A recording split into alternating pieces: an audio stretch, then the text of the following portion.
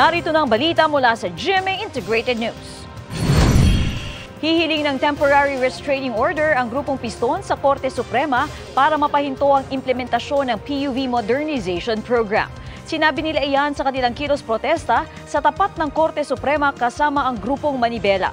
Sa December 31 na ang deadline para mag-consolidate ang mga jeepney operator para sa PUV Modernization Program.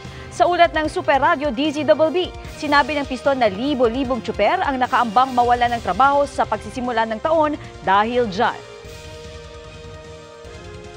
Para sa mas malaking misyon at mas malawak na paglilingkod sa bayan, ako po si Katrina Son ng GMA Integrated News, ang News Authority ng Pilipino.